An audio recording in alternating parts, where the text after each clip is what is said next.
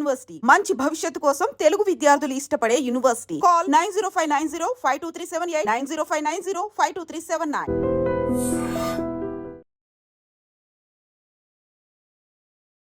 Hi, welcome to IT. గత కొన్ని రోజులుగా సింగర్ కల్పనా గారి ఇష్యూ వైరల్ అవుతుంది.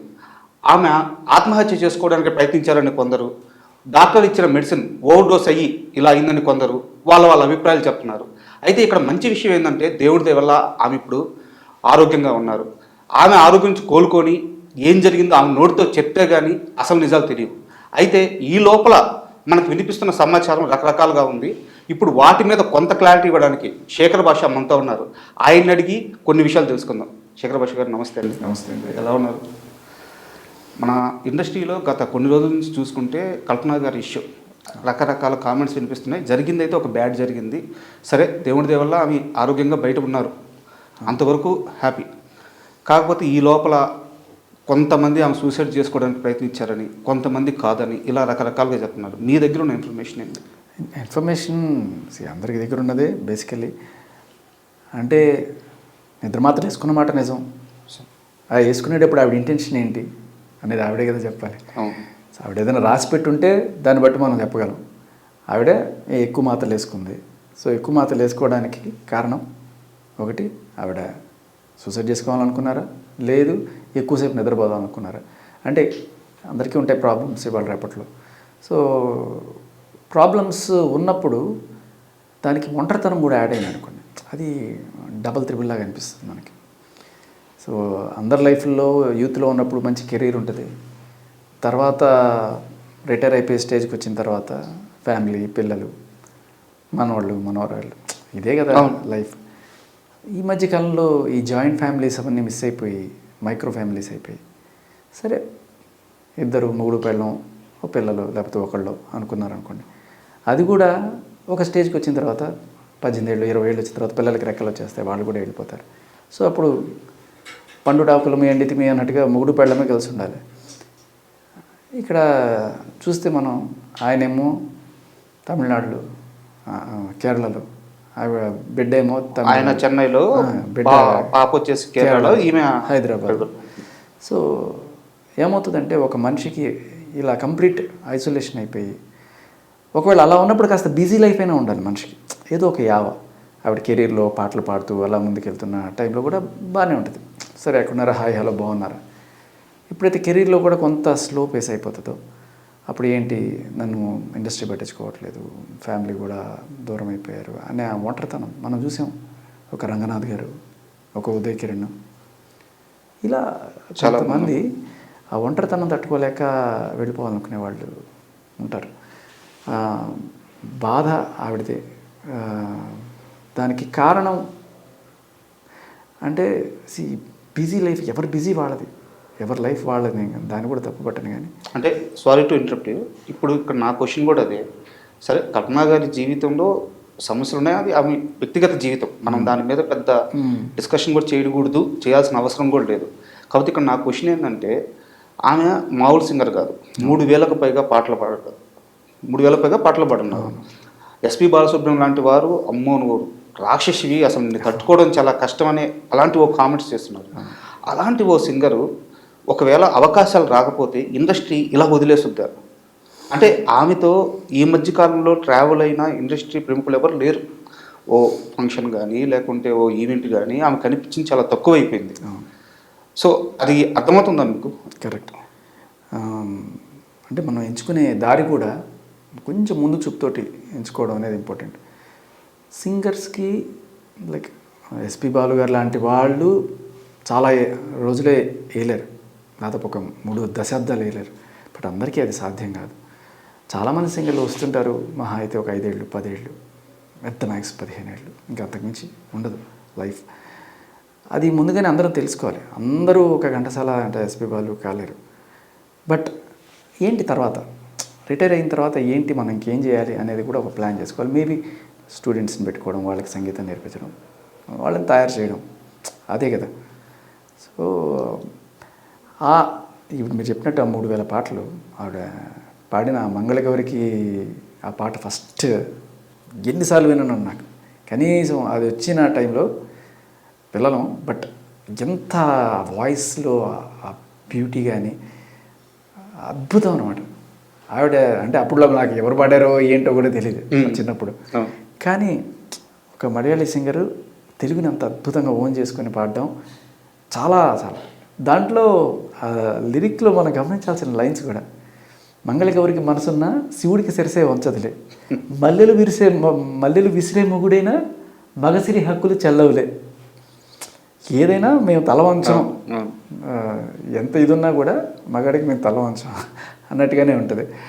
సో మేబీ కొన్ని వినబడుతున్నాయి, లైక్ వాళ్ళ ఆయనకి ఈ కెరీర్ ఇష్టం లేదు అన్నప్పుడు కూడా ఇదే లైన్ వర్తిస్తుందేమో, ఎవరికి తల వంచేదేలే తగ్గేదేలే. ఘర్షణలు ఉండొచ్చు, అభిప్రాయ భేదాలు ఉండొచ్చు, మాట్లాడుకొని సెటిల్ చేసుకోవచ్చు, కానీ ఇవి ఎక్స్ట్రీమ్ సిచ్యువేషన్స్కి వెళ్ళడం అనేది కరెక్ట్ కాదు. మేబీ కొన్నిసార్లు అంటే స్టాటిస్టిక్స్ ఏం చెప్తుందంటే ఎక్కువ ఆత్మహత్య ప్రయత్నాలు ఆడవాళ్ళు చేస్తారట, ఎక్కువగా చనిపోయేది ఆత్మహత్య చేసుకొని మాత్రం మగవాళ్ళట. ఆత్మహత్యలు చేసుకొని చనిపోయిన మగవాళ్ళ సంఖ్య ఎక్కువ, ఆత్మహత్య ప్రయత్నాలు చేసిన ఆడవాళ్ళ సంఖ్య ఎక్కువ. కొన్నిసార్లు అంటే ఈ కేసులో అని చెప్పను, బట్ ఒకవేళ కనుక ఆత్మహత్య ప్రయత్నం చేసుకొని ఉంటే మాత్రం చాలామంది ఇట్స్ ఏ క్రై, నా బాధ ప్రపంచానికి లేకపోతే నా వాళ్ళు తెలుసుకోవాలి అనే ఒక అరుపు లాంటిది, ఒక స్టేట్మెంట్ లాగా. చాలాసార్లు అంత దూరం వెళ్ళరు, ఎక్కువ వేసుకోరు, కొంచెం తక్కువ వేసుకుంటారు, but they should know what is what అని. మీరు ఒకటి గమనిస్తే ఆయన ఇమ్మీడియట్గా పోలీస్ స్టేషన్కి ఫోన్ చేసి అలర్ట్ చేశారు. అంటే ఆవిడ ఫోన్ ఎత్తట్లేదు, లేకపోతే ఆవిడ ఎక్కువ వేసుకున్నారనే విషయం ఆయనకి తెలిసిందో ఏదో అయి ఉంటుంది ఖచ్చితంగా. అలాగే ఆ అపార్ట్మెంట్లో ఉన్న వాళ్ళకి కూడా ఫోన్ చేశారంట, అక్కడ సెక్రటరీతో మాట్లాడారంట, వాళ్ళకి హెల్ప్ అడిగారంట. సో అంత జరగడానికి అంటే జనరలీ ఇంత బిజీ లైఫ్లో ఆవిడ 4-5 సార్లు ఫోన్ చేసి ఎత్తుండకపోవచ్చు. ఎత్తకపోతే సరే వాళ్ళకి వీళ్ళకి ఫోన్ చేసి ఏంటి ఎత్తట్లేదు అని కనుక్కోవడం అదొకటి అయి ఉండొచ్చు.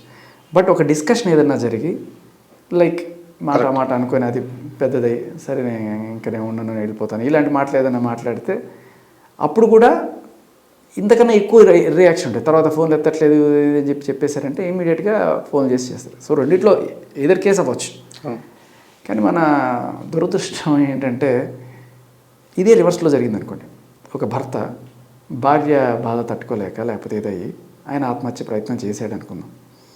ఏ భార్యనైనా తీసుకెళ్ళి పోలీసులు విచారిస్తారా? ఇమీడియట్గా జరగదు, చేయరు. అంటే ఈయనే పోలీస్ స్టేషన్కి ఫోన్ చేసి అలర్ట్ చేసి ఆవిడని సేవ్ చేసుకునే ప్రయత్నం చేసినా కూడా ఈయన పోలీసులు అదుపులోకి తీసుకొని విచారించే పరిస్థితి మగాడి దుస్థితి ఇక్కడ కూడా. అక్కడ ఇక్కడ లేదు, మగాడికి పుట్టడమే ఇదనమాట. అది ఆడవాళ్ళని అయితే నిజంగా మగాడు ఆత్మహత్య చేసుకొని చచ్చిపోయినా కూడా ఆడవాళ్ళని తీసుకెళ్ళి ఇంట్రాగేట్ చేసి అంత ధైర్యం కూడా చేయరు. Until unless there is a solid evidence ఏదో ఉంటుంది. ఇక్కడ ఏ ఎవిడెన్స్ లెక్కలేదో నేను తీసుకెళ్ళి కూర్చోబెడతాను. మొన్న అయితే సినిమాలో చూసే 7 ఏళ్ల లోపట పెళ్ళాన్ని ఆత్మహత్య చేసుకుని చచ్చిపోతే మాత్రం ఫస్ట్ నేను తీసుకెళ్ళి లోపల కూర్చో, అక్యూజ్డ్ 1 నువ్వేట, ఆవిడ ఆత్మహత్య చేసుకున్నా కూడా నువ్వేట, మన ప్రమేయం ఉన్నా లేకపోతే అలా ఉంటాయి. సరే ఇవి పక్కన పెట్టేస్తే అసలు విషయం ఏంటంటే మనిషికి యావ అనేది చాలా ఇంపార్టెంట్. సంగీతం కావచ్చు, సంగీతం నిజంగా ఒక అద్భుతమైన సాధనం. బట్ అది సంగీతాన్ని ఎంజాయ్ చేయాలి తప్ప ప్రపంచం మనకి చప్పట్లు కొడుతుందా లేదా అనే విషయం పక్కన పెట్టేసి కేవలం సంగీతంలో ఉన్న మజా నువ్వు ఎప్పుడైతే పొందుతావో అది అనంతం. That it self is like divine అనమాట. అప్పుడు సెల్ఫ్ సాటిస్ఫాక్షన్ ఉంటుంది. అంతే. ఇప్పుడు ఒక సైంటిస్ట్ ఉన్నాడు అనుకోండి, ఆయనకి ఒంటరితనం అనేది ఉండదు. ఒక్కడే ఉన్నా కూడా ఏదో ఒక రీసెర్చ్ చేసుకుంటూ బతికేస్తుంటాడు, చాలా బిజీగా ఉంటాడు. ఆయన ఒక్కడే ఉన్నా కూడా ఏదేదో చేసేస్తుంటాడు కదా. సో మనకి భార్యతో పాటు ఇంకో పెళ్లి చేసుకోవాలి, అదే ఒక గోల్. అది మనకి ఇష్టమైన రీసెర్చ్ చేసేది అయి ఉండాలి. ఒక క్యూరియాసిటీ అనేది బుర్రలో ఆ పురుగు తొలుస్తూ ఉండాలి. ఎప్పుడైతే అది చచ్చిపోతుందో మనకి వేరే వేరే వేరే సపోర్ట్ కావాల్సి వస్తుంది. ఆ సపోర్ట్లు కూడా ఫ్యామిలీ నుంచి మిస్ అయిపోయి, ఇండస్ట్రీ నుంచి మిస్ అయిపోయి, అన్నీ మిస్ అయిపోతే అలాంటి టైంలో అంటే ఎంత లేదనుకున్నా మీరు ఆమె వేరు వేరు సీజన్లు అయినా సరే మీరిద్దరు బిగ్ బాస్ ఫ్యామిలీకి చెందిన వారే. సో కొన్ని ఈవెంట్స్లో అయితే మీరు కలుస్తూనే ఉంటారు. నేను అన్ఫార్చునేట్లీ ఇప్పుడు దాకా కలవలేదు, బట్ బిగ్ బాస్ ఎస్ అన్ని సీజన్లకి కలిపి ఒక క్లబ్ ఉంటుంది.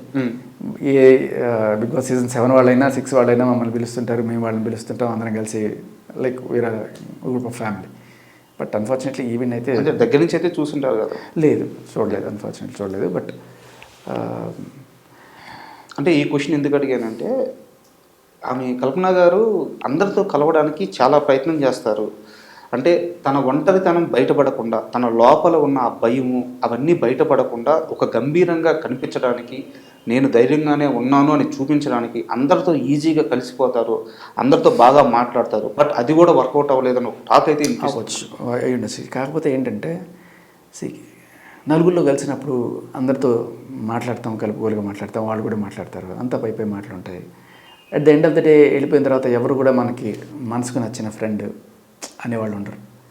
అట్లీస్ట్ ఫ్యామిలీ, సరే ఇండస్ట్రీ వదిలేసింది, ఫ్యామిలీ కూడా లేదనుకున్నాం, ఒక మంచి ఫ్రెండ్ కలిసి ఎవరైనా అబ్బాయి కానీ అమ్మాయి కానీ ఎవరో ఒకరు, ఎస్, అట్లీస్ట్ ఒక మంచి గోల్, ఇవి రెండూ లేకపోతే తొందరగా ముసలాళ్ళు అయిపోతారు, తొందరగా వెళ్ళిపోతారు.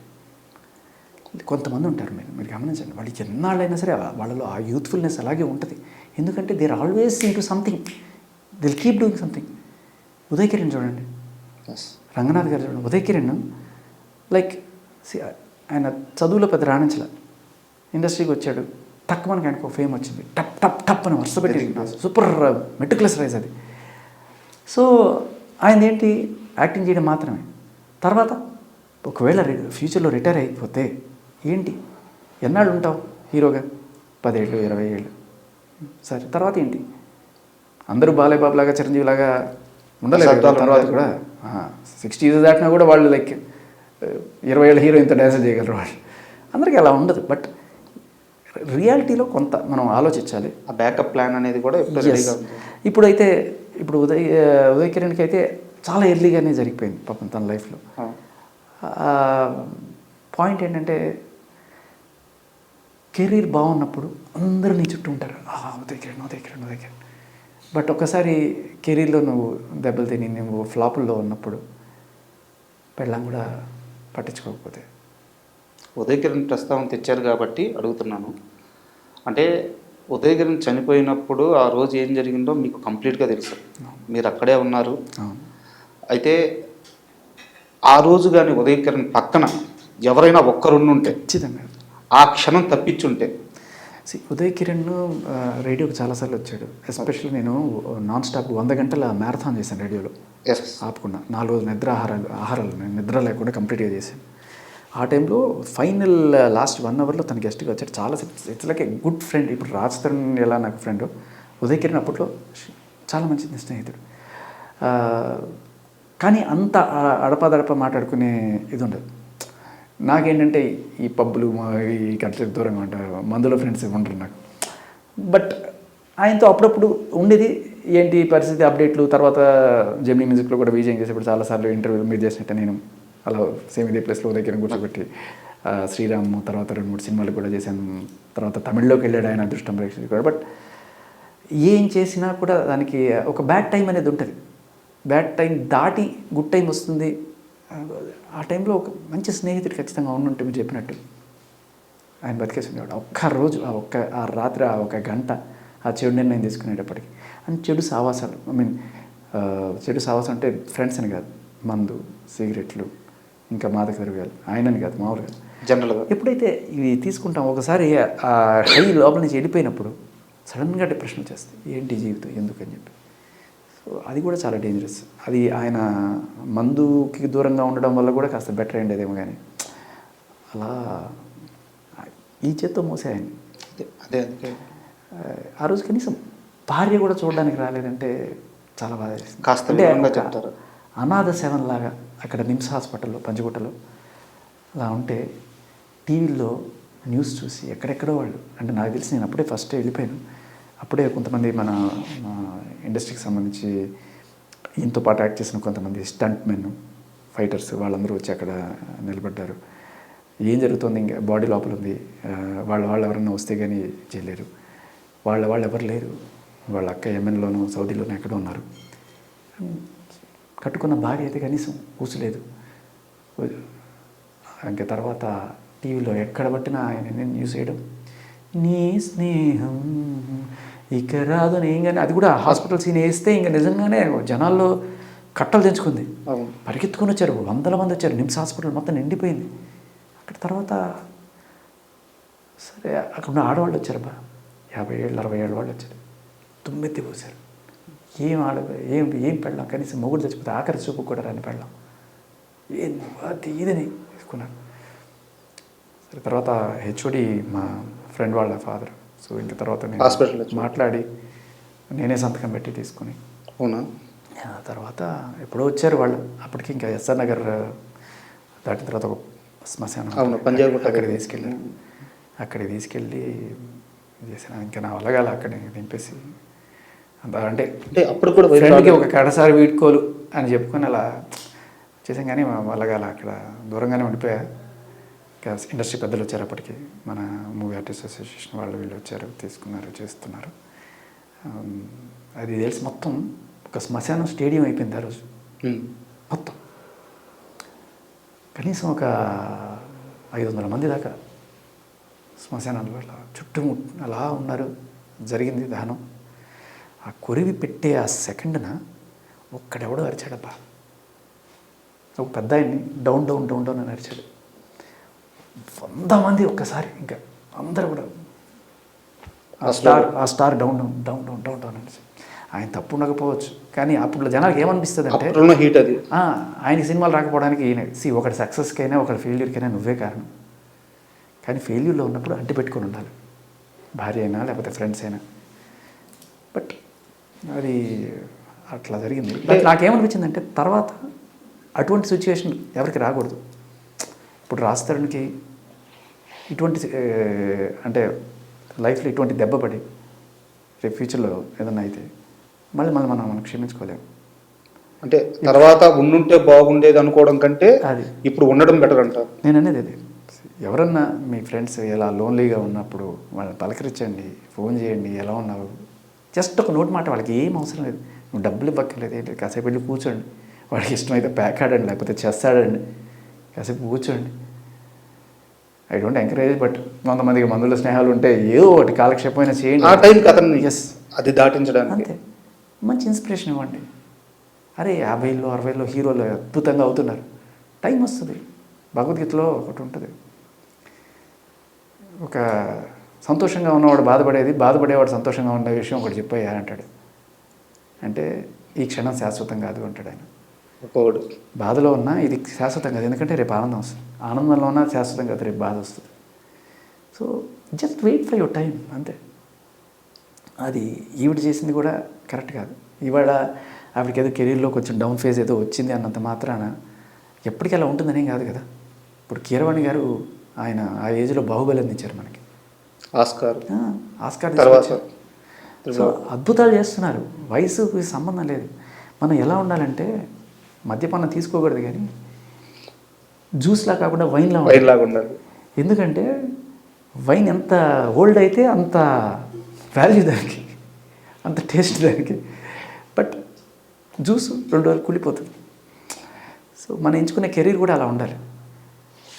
నేను యాంకరింగ్ చేశాను కొన్నాళ్ళు, నాకు తెలుసు కొన్నాళ్ళకే బ్యూటీ ఫేడ్ అవ్వదు. బట్ ఆర్జీ అలా కాదు కదా. ఇట్స్ వాయిస్, నీ ఇంటలెక్ట్, నీ తెలివితేటలే నేను తీసుకెళ్తాయి. ఇప్పుడు కూడా నీ మేధస్సు నమ్ముకో. ఓల్డ్ ఏజ్ అయిపోవచ్చు, ఇది పెరుగుతుంది ఇంకా పెరుగుతుంది.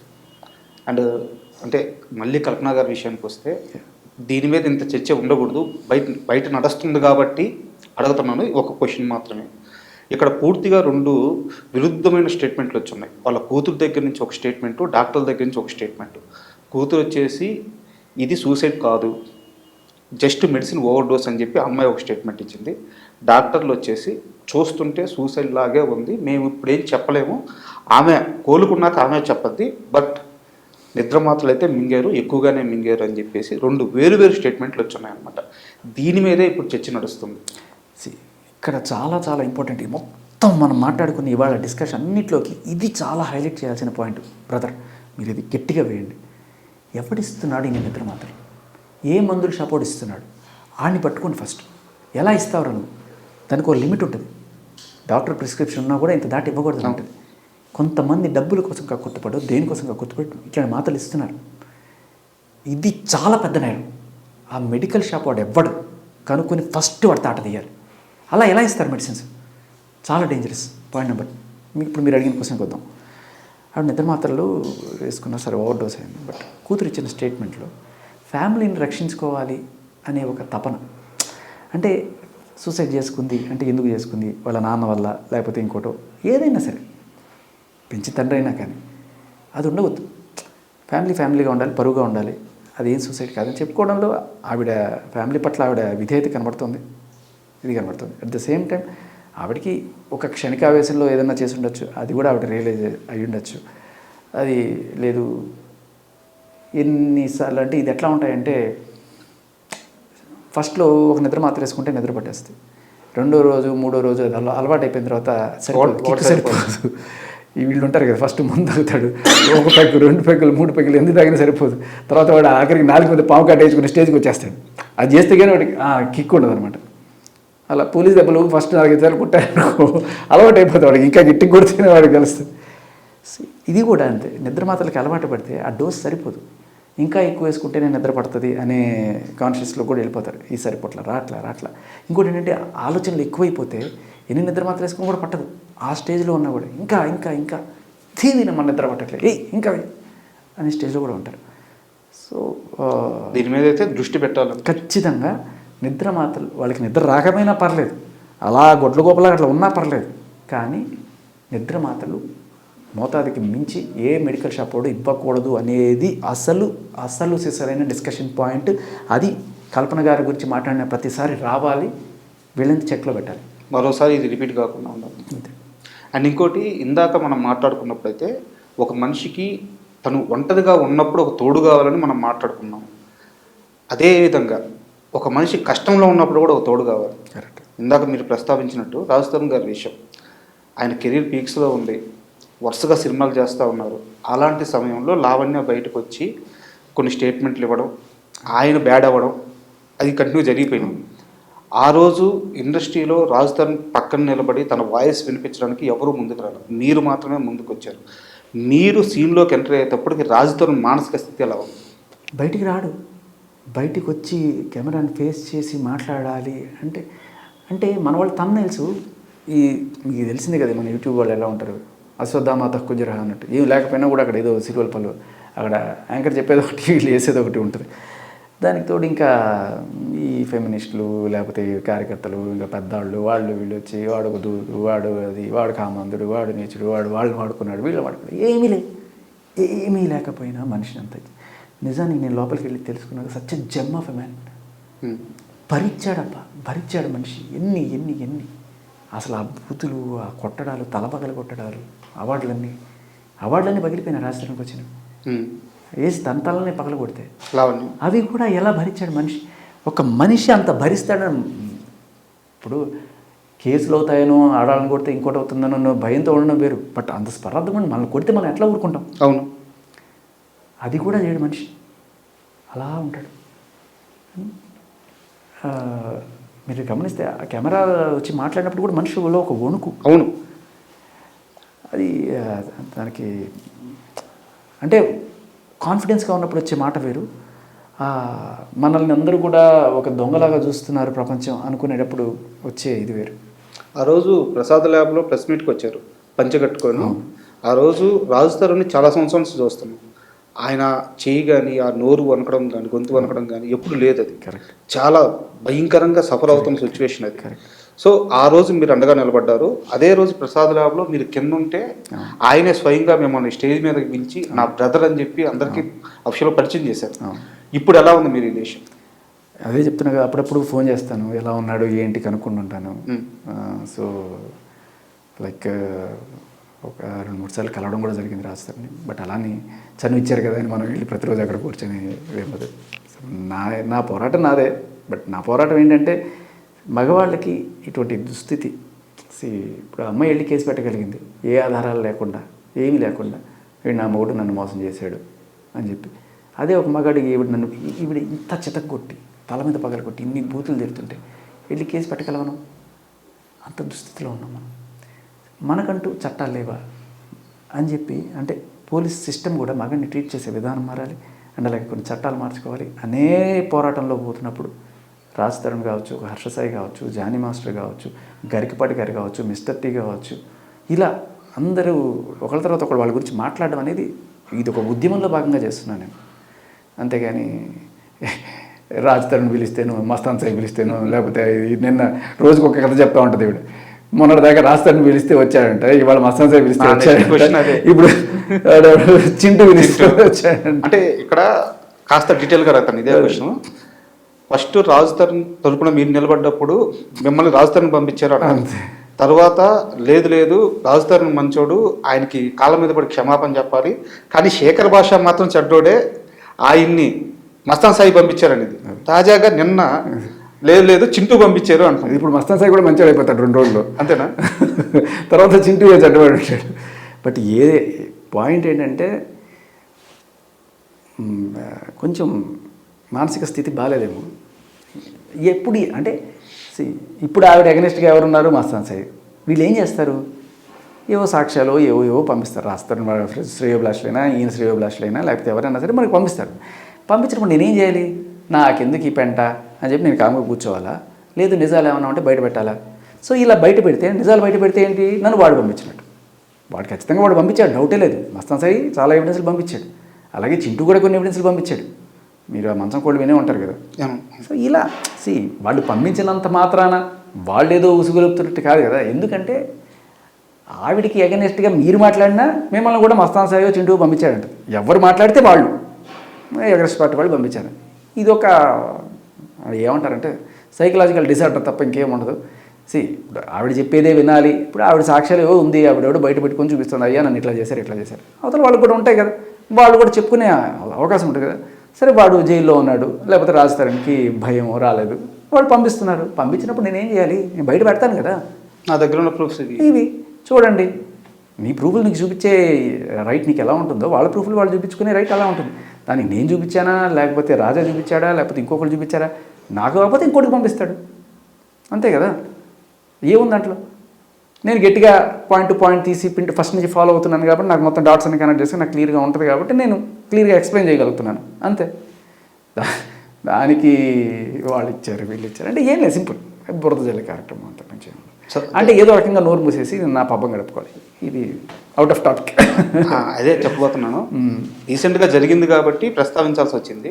ఇవన్నీ పక్కన పెడితే కల్పన గారి విషయం ఎలాగో మనకు మెయిన్ పాయింట్, ఇవి ఇంక మిగతా మనకి అవన్నీ పక్కన పెడితే మీ కెరీర్ ఎలా ఉంది ఇప్పుడు? What is your next plans?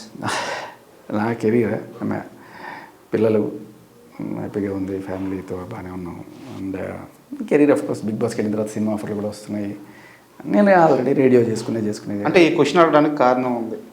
Shekhar భాష కెమెరా వెనకాల ఉన్నంత కాలం చాలా కష్టపడి అసలు ఏమీ సంపాదించుకోలేదు. కెమెరా ముందుకు వచ్చిన తర్వాత లక్షల్లో వెనకేసుకున్నాడు. అయ్యో బాబు, అంటే మీ దాకా వచ్చింది? లేదు ఇప్పుడు ఈ క్వశ్చన్ రాలేదు. పాయింట్ ఏంటంటే బిగ్ బాస్లో కూడా పెద్ద నేను సంపాదించింది ఏం లేదు. ఏదో 2 వారాలకి తర్వాత కామెంటరీ ఇవన్నీ వస్తున్నాయి ఇప్పుడు కొంచెం వస్తున్నాయి. లక్షలే నాకైతే లక్షల్లో నా సంపాదనే, నా జీతమే లక్షల్లో ఉంటుంది. ఓకే, నా బిగ్ ఎఫ్ఎంలో జీతమే లక్షల్లో ఉంటుంది. దానికి మళ్ళీ బయట నుంచి లక్షలు రావాల్సిన అవసరం లేదు. అండ్ మీరు అంటున్నట్టు కెమెరా ముందుకు రాకముందు అనుకుంటున్నారేమో, నేను big FM and Gemini music 2 ప్యారలల్గా 15 ఏళ్ళు చేశాను.